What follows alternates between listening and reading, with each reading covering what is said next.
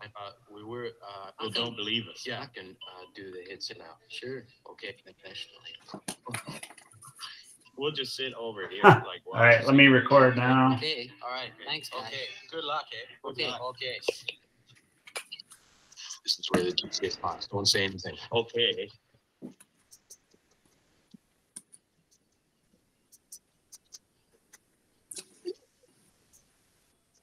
Beauty. All right, so we'll stop that early this time. See if we haven't asked formally for the rights for that, but we'll see once that comes back. Hey, welcome to episode 4. Today's title is How to Be a Leader in Your Community. My name is Paul Tyson. Hey, it's Brett Garshinsky. Awesome. BJ, Beej, Brett, whatever works, right? You got awesome. it. Awesome. All right, man. Hey, how are you doing today?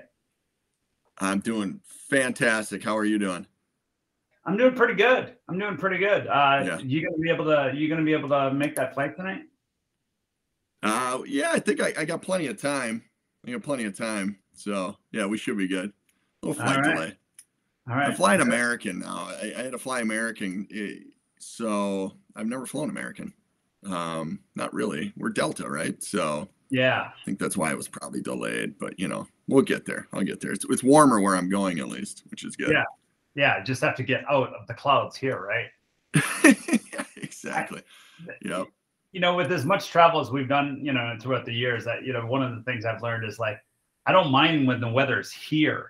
It's when I have to fly into the weather that always is like, oh, we're not sure, because you're never sure. You could hover, and then you're like, we're gonna come back. Well, geez, for us, a lot of times that's a 3-hour ride all the way back. It's true. You're absolutely right. Well, yeah. My question is, will I get back Saturday? But we'll see. Out of my control, right? Yeah, right. Control the things that we can control. So you got it, man. So how to be a leader in your community? One of the things that came to mind when coming up with this topic is just how do we lead from where we sit, right? Here we are, two parents of kids, spouses, lovely wives, pretty active, right? You're doing a lot of different things, hopefully volunteering, whether it be a neighborhood situation or at a school. It sounds like you do a little bit of that. When you think about leadership in a community, how do you what comes to mind, I guess, Brett, for you? Yeah. And I'm really looking forward to hearing your thoughts on this, because you are, actively involved with your community and having children that are older than mine. You've raised your hand, I'm sure, a few times. Sure. I think about like leaders, and our kids are watching, right? So I try to instill into our kiddos, like, lead by example, but also look for those that need something, or just going out of your way to do something to help out. I don't know if that's making any sense, but I really go back to, I had a mission statement when I was trying to prepare for this a little bit. I put a mission statement together about 3 years ago, just to get better every single day. And then it was like to improve by about 1% every day is the way that I kind of looked at it. And sure. I listed all the things that I wanted to improve on and really be intentional with. And one was a husband. I think I have to be as good, if not better, every single day at that. Our kids are watching that relationship. That's the number one. And then I look at our kids. I got to be a better parent every single day, or at least try and be intentional with my actions to be a better parent. Obviously, that's, you're going to slip. You're going to have obstacles, and you're going to make mistakes. But then I put community in there. And when we were kind of just thinking about today, one of the things that I would do, and I'm like, okay, I've got a snowblower, and we don't have driveways. We have alleys in Minneapolis. So sure. I'm the only one with snow markers around the corner. So I'm like, well, I'll get my entire corner, and then I'll go up 3 houses, and then I'll come back. People just loved it. I mean, it was like all of a sudden I get like people giving me beer on my front step and just high-fiving, and it's easy, it's easy. People like, hey, I'll watch your house when you guys are gone. And I thought that was just like one small little step that really has turned into more. But when you think of a leader, it's just like, hey, looking out for your neighbor, really, making sure that they're, they have what they need. And I put together like a community thing. We went down to just asked about 5-6 neighbors recently. Do you guys want to go to a movie down at our Parkway Theater down the street and just get together? Everybody's in, we all have small kids. It's like everybody's been quarantined. We haven't had a chance to get out. So that was just kind of a leadership piece where it's like somebody's got to raise their hand to actually, go through with it, to organize it. Right. And then just do it because other people are just sitting at their house hanging out. They want an excuse to get a babysitter and get together and be a community and be together. So I don't think, at least I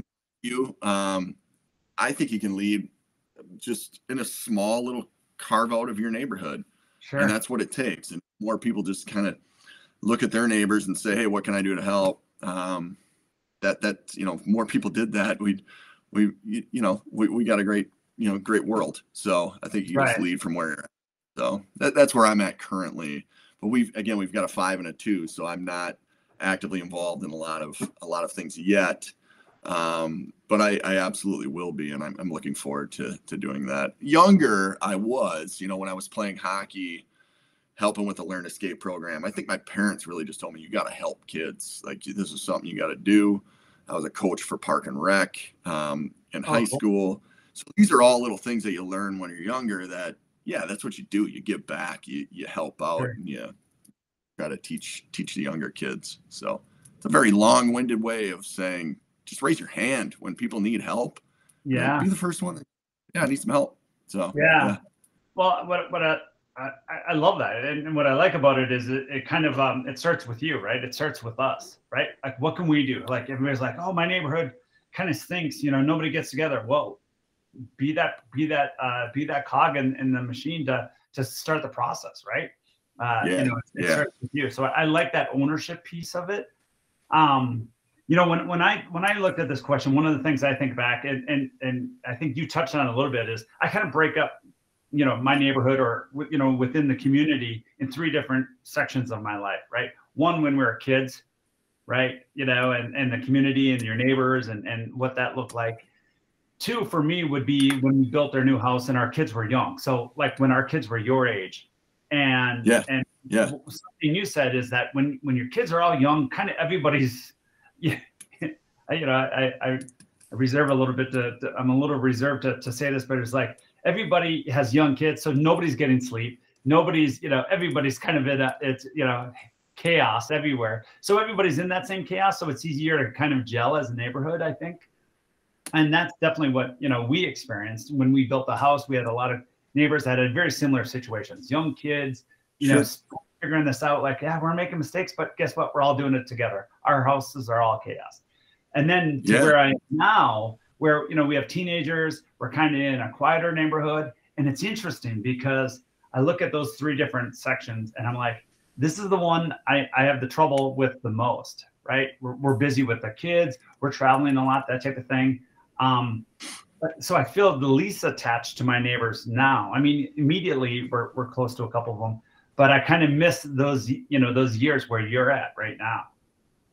Okay. Well, that's interesting. I had no idea. I have no clue. That's, again, I'm learning from you. So that's probably where we'll end up, kind of not in a vacuum or anything, but you just end up just kind of narrowing your focus. So, well, as the neighborhood ages, right? I mean, you even said across the street, you said that's kind of that older generation. So maybe there's a little bit of that because there's just the difference because you just have less in common. But going back to what you said originally, what I like about what you said is that it starts with you, right? There's still that opportunity to go reach out to that neighbor. Like this weekend was a perfect example. Our neighbor was down south for a trip for the winter. And, there's cameras everywhere, right? And that's one thing, by the way, tell your kids that. There's always a camera on you one way or another. As they become teenagers, tell them there's a camera everywhere. He calls me and says, hey, my Ring camera is going off. I see my my basement door must be open because the curtains are like blowing out the window. It was a real windy. Remember, it was real windy on Saturday. He could see his drapes like blowing out the window, and he's like, yeah, the door must have blew open. So I went over there and closed it up and then reset the alarm system, and he did all this. But like that kind of stuff, like take that initiative, and he and I have a good interaction and a good relationship. But it's it took me to kind of start that with him too, reach out to them proactively. So I know I could own that a little bit more in the neighborhood that I'm in now, because we probably have less in common with some of our close neighbors. But I agree though. It still starts with owning it yourself, right? Yeah. You bring up a good point though too with and I guess it makes me think of it. You don't need to talk to your neighbors all the time, and that's the cool thing, I think, because at least in our neighborhood, I'm guessing yours as well, where you might not see somebody for a couple of weeks, and then you run into them. It's like, hey, how's it going? It's that we don't have to be best friends, but we have a special bond that's different than anywhere else. And you're not forced. I don't want to use the word forced, but I guess I will. It's like you're forced to be near them.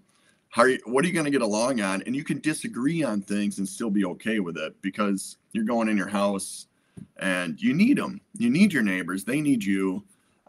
It's a different type of bond that I love it. I think it's great. It's just a different relationship. It just is. Your neighborhood relationship. It's just different. So, which is great. Yeah. Yeah. And it's interesting then. So then you bring that to be a leader in your community. So taking that a step further, talking about, volunteering and being active in your community. So not necessarily maybe just the neighborhood, but the community, in that same volunteer aspect is trying to show up in a way that isn't necessarily the norm. And what I mean by that is, how do we show up with some of the things that I think you and I have learned, right? How we can be more positive rather than negative. How if we're going to volunteer and be part of a board, part of an organization, how can we bring not necessarily just the fun and the high level, but how can we lead by example?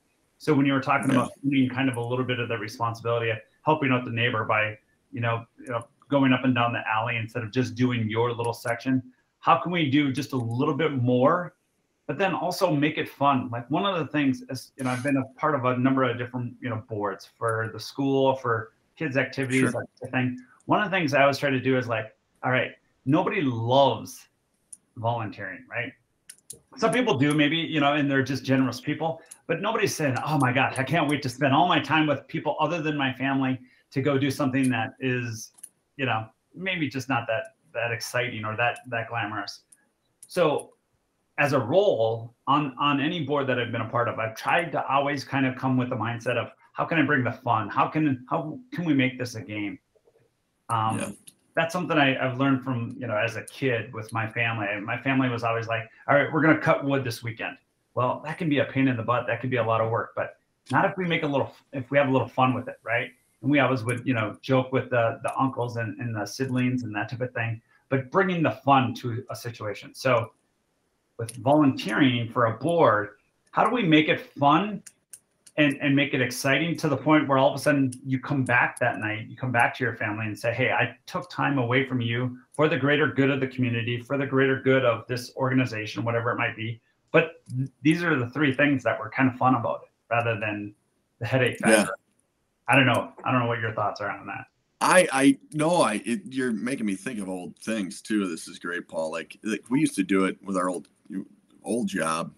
We had a week where we, and your current probably, we're giving back, and it was always like, oh man, I can't wait to get back. Well, it ended with a happy hour, and it ended up, it's like it ends with a bunch of people getting together. I don't even know what you would call it. It's just a group of people really celebrating the fact that we gave back to an organization that needed help. I mean, for us, we did, Minneapolis Crisis Nursery.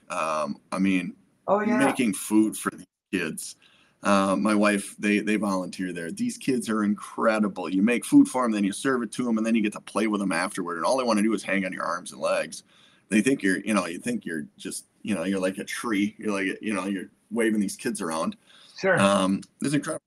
Wish we could have done it more during quarantine. They shut down. But that's something we want to bring back to our kids. But you make such a great point. Let's have fun with it. Make it fun, because you're helping other people and they're having fun with it. So that's huge. Yeah, make it fun. Make it fun. For sure. So now, did you just say the Crisis Nursery? Was that the Minnesota Crisis Nursery? Minneapolis Crisis Nursery. Or Minneapolis. Yeah. What's so funny is that's an organization that I used to be in the wine business. And that's okay. Yeah. That's my dad's favorite story, by the way. You know, he tells people, he goes, well, he used to sell booze, now he sells drugs. That's how dad represents what I do. I used to work for Ernest and Julio Gallo. Now I work for that company. I mean, there's a clear distinction, but it sounds funny. He says it. Long story short, though, one of the things we used to do is a friend of ours was on one of those boards, and we used to donate wine to those functions.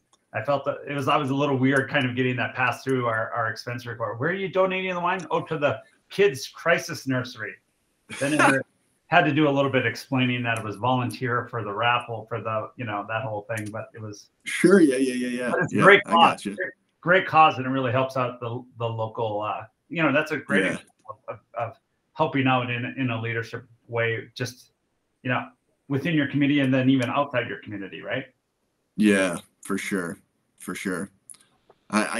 I should bring it up. Have you ever had an event that has motivated you into volunteering? Have you ever had like a specific something that just calls you to action, almost like I need to stand up and do something? Have you? Yeah. You know where I'm going with this. So, yeah. Well, and we can get into that for sure, because you were right there. But mine specifically was something that I've found myself that kind of a continuous theme for me has been when I see it not going well. So an example would be specifically, we had a local booster club, athletic booster club, where the older parents were aging out, so to speak, and nobody was stepping up. And the way that this one individual was kind of trying to recruit people to come in was out of negativity and obligation, like you deserve, or like you need to do this, you have to do this, and a lot of just that pressure. And you could tell that nobody was hopping at it, because who wants to be in that scenario, right? Who wants to feel like the weight of the world, or you got to take this on or else type of mentality. So I see opportunities like that to say, maybe there's a better way, and my way is not always the right way, for sure. We could talk to our spouses about that, right? How our way is not the way. But more importantly, like where I can make an impact in a short period of time, just by trying to bring some positivity and some solution-based or opportunity-based solutions to a group, to a organization, to make it easier. And then it's amazing how people step up right away when you just kind of change that story, change that message. How about for yourself? No, you make me think, like, your awareness around, hey, I fit here. Like, this is my fit. Like, this is something that I can do. Or, you sit there and go, actually, Jimmy'd be better at that. Like, call Jimmy. I think Jimmy would be a better fit for that. It's almost like awareness of, I'm not going to know anything about, I'll just throw something random out there, like dance, like dance or something. It's like, I'm not going to be the guy that's volunteering to help make dance costumes or something. It's out of my element. To go where your strengths are, right? To go where you're. Yeah. I think I hear you. Yep. Yeah. So that makes me think about that. Our community really bonded over the last 2-3 years. It was a moment in time that really was international. That just killing of George Floyd. I'll just flat out say it. It happened very close to our home. And Paul, you and I talked a lot about this, and a lot of people that I know me. It really hit me hard. It hit a lot of us hard. We didn't know what to do. You live in a certain area, you don't think you don't think something like that's going to happen close to you, and you don't know what's going to happen afterward. And it's just a ripple effect of things. And you know, your brain plays some crazy tricks on you. But what I loved was the community came together. Our neighborhood came together. Like we sped up our relationships by 5 years. And I think it was something that it was, you know, if you could do a case study on it, it'd be crazy. Like you got one example, you got some kids up the street, teenagers that asked their parents, what can we do to help? And they, you know, after the looting and rioting occurred and all of that and everything, people were really angry. I mean, people were angry, right? And tensions were, I mean, just the scenario in your environment, much more so than where I was. I'm in the suburb, but the tensions were just high, I bet, right? Yeah, and you don't even, and we don't even I think of some friends that lived really close, and I think about them. I mean, their reaction to it and what happened in their lives, but everyone stood up. I mean, I won't say everyone. That's just a blanket statement like that, but a lot of people did, and a lot of people really wanted to help, and I think that was a big deal. Even saw people bringing tons of food and to food shelves because it was a food desert on Lake Street, and you got a lot of people that just showed up, and we had our neighbors were all collecting stuff. We're all driving diapers down there, and we ended up HCMC had they had a Molotov cocktail thrown through one of their windows. I mean, you got crazy people all over the place, and they didn't like their clinic got shut down. So we went down there and we're like, hey, can we help out? What can we do? And it's like, we'll start a food shelf. And we just started a food shelf with the clinic and just got it up and running. And it was like that helped so many people. We fed tons of people, hundreds, thousands of people. And it wouldn't have happened. It wouldn't have happened. And we always said, well, we want to live in an area where it's diverse and, different cultures, different ethnicities. We like going down Lake Street for like Day of the Dead and all of that. And it's like, well, how much do you like it? Do you like it when it's good? Do you like it when it's not so good? Sure. And that's when you got to show up, I think, is when situations like that occur. And like I was saying, the teenagers up the street, they were like, well, what can we do? They're asking their parents, like, why don't we let's do a car wash. They did a car wash and they raised 10 grand in a day. I mean, it was like, way. And then they challenged the next street to do one and see if they can raise more. And then the next street to raise more. And then it was just so cool. Like the domino effect that occurred just from positive, positive energy. So yeah, it was something that it was crazy. You saw a community come together and look out for each other. And, just some of the tightest bonds with my neighbors, and nobody moved. I think like we had like a couple people move, but it had nothing to do with that. They just were like, sure. Yeah, we don't. Yeah, we want more space is what a lot of people wanted. So Brett, I remember that time. I remember the food shelf that you were putting together and all of that. I just think I can't relate quite as crazy as that was, because nothing like that has ever happened close to me anyway.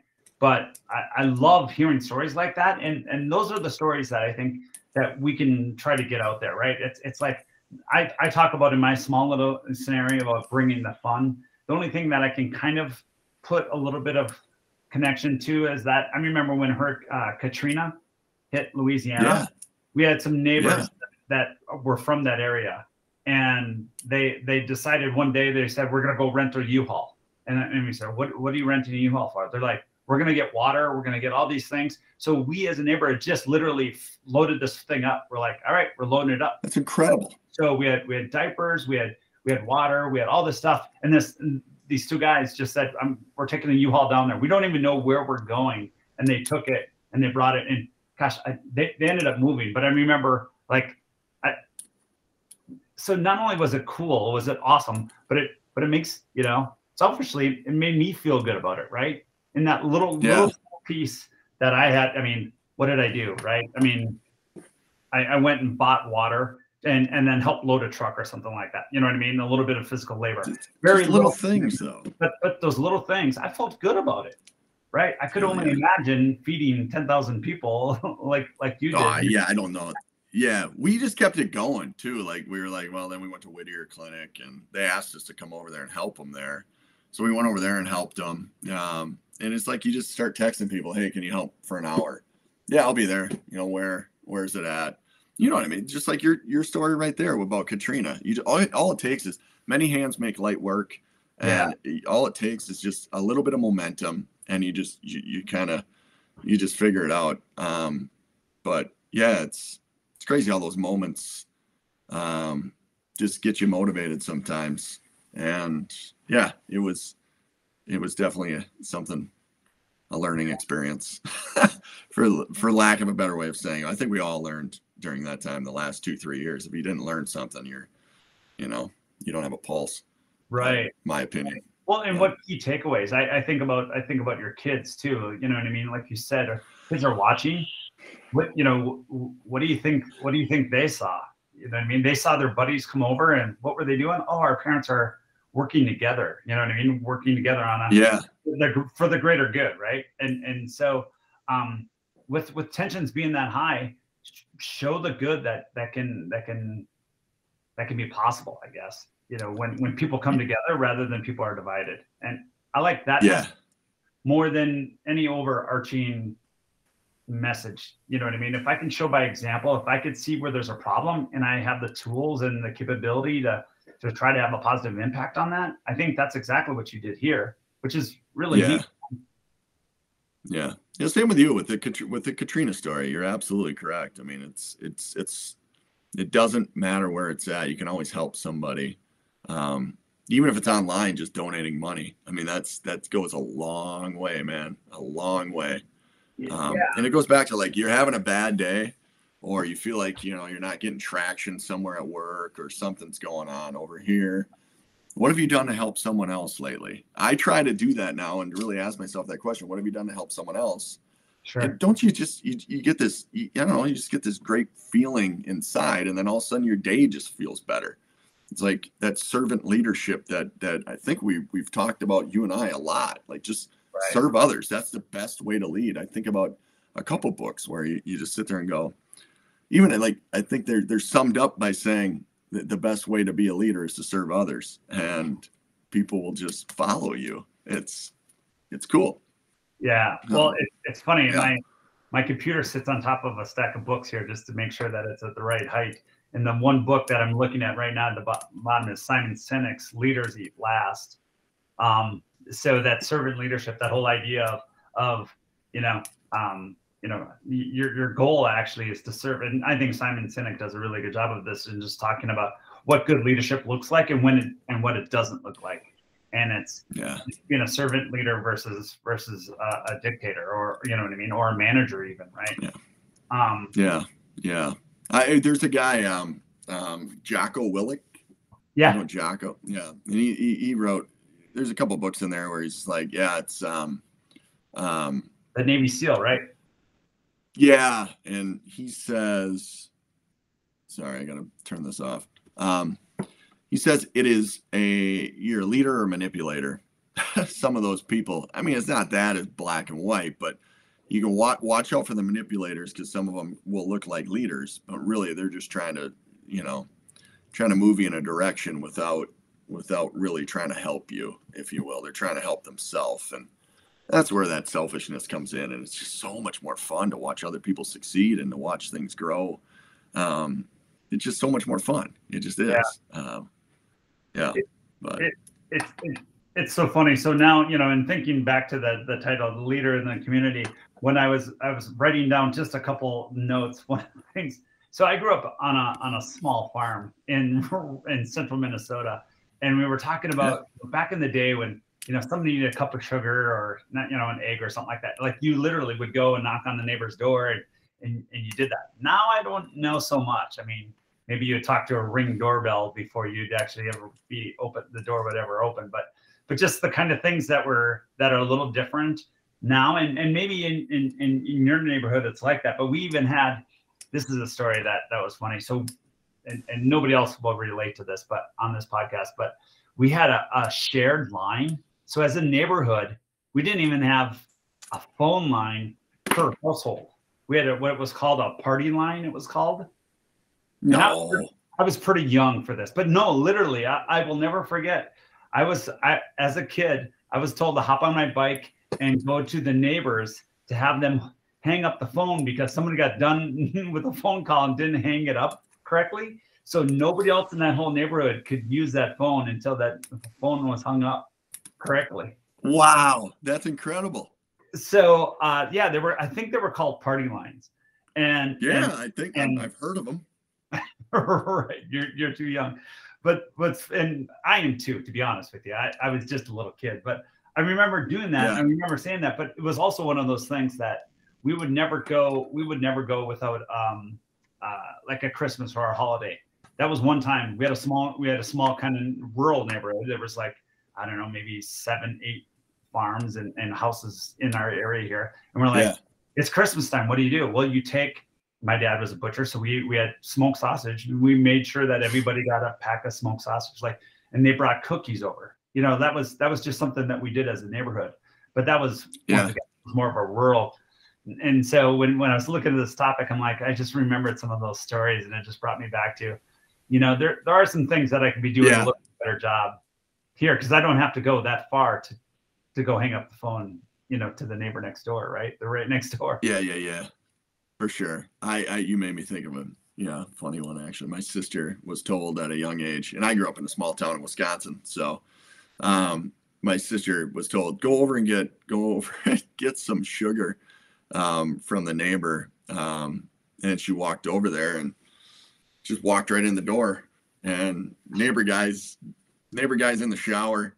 You know, she was like 5 years old. She goes rolling in there. She knocks on the door. She just goes, I need some sugar. He's in the bathroom. She's like getting his towel on, getting ready to go. He's like, what are you doing? What is going on? What do you need? It's like, my mom told me come over. We need some sugar. And that's it. That's the community that we grew up in, where it was like, you just knew everybody. You knew the neighbors so well that you could do whatever. It was like you were family. You come back to anything, you were family, like extended family. So totally. Yeah, but I digress. Borrow sugar. Well, one of the things I said is, and so I love those. All right, I love the stories. But one of the things I came up with is I said, all right, so so I Googled, right? Because if you want to have a question answered, just Google it, right? And so I Googled, what are the top 5 neighborly things we could do today to make it just a little bit like it used to be, or make it kind of just a new one. I would never recommend that, you know, my kids just walk through and get a cup of sugar at my neighbor's house, especially now. No, right? Not a good idea. And a different community, right? It's a little bit we're a little bit older now, and I don't know. Right. Or hang up the party phone, right? Yeah. We don't have any more party phones, but I do have the 5 neighborly things to do, and I'd love your feedback on this. So number 1 was an act of kindness, like just a individual act of kindness. And one of the things I thought about is something special for somebody. An example maybe is our neighbor. So you took the snowblower, did a lane up and down the alleyway. We have a guy across the street that we had this big snowstorm this last week, and I was like, all right, got to get ready. It was finishing up on Zoom calls. So I got to go do the driveway, and I go out there, and it's done. It's just completely done. Now, isn't that a great feeling? Well, it is, until your teenage boy looks at you and says, Dad, you're going to let another person snowblow your driveway, because he knows how much pride I take in doing my own driveway. But once again, just an act of kindness, something like that. So that was number 1. Do you have an example of act of kindness? No, I think that's what I would say is it's just a great example of, it doesn't have to be a big thing. It doesn't have to. We think, like we're talking about food shelves. We're talking about being a board member. We're talking about these massive things. You can just change someone's day by dropping off a bottle of wine or just a card that says I appreciate you or anything like that. Just a small act of kindness, like you're saying. It can go a really long way for someone's one day out of their week. Totally agree. I love it. So that's number 1. Number 2 is volunteer. And I think we both shared stories on an example. I mean, mine was just entering the board. You actually put a food shelf together in the middle of the George Floyd situation. So you definitely got one up on me on that. But I just no, that's not. No, I think it's so cool that you did that, and I just think that some of the stories that you have from that is pretty special. Yeah. Volunteer wherever you can, whenever you can. I need to do more of it now. I definitely do. Actually, this has motivated me more to just thinking about Minneapolis Crisis Nursery. It's like, oh, great. Like, we can go down there again. Yeah. Maybe they're back on. We can get that going again now. Yeah. So thank you for this. I mean, looking for other areas to help out. Sure. Number 3 on the list for Google said tip generously. Now, I don't know. I kind of think I'm a good, I used to be a bartender in college, and they always say if you worked in the service industry at one point that you're probably a good tipper. I think I'm a good tipper. And not only that, I guess through COVID and the hardships that some of these restaurants have had, my tip ratio has gotten much higher. I don't know about you. I would say I'm doing all right there. I used to work in food service, so it's you did? It's a job, man. What did you do? Oh, pizza. Every job in a pizza place. Yeah. Oh yeah. Every job. Oh yeah. Throw the dough in the air. Yep.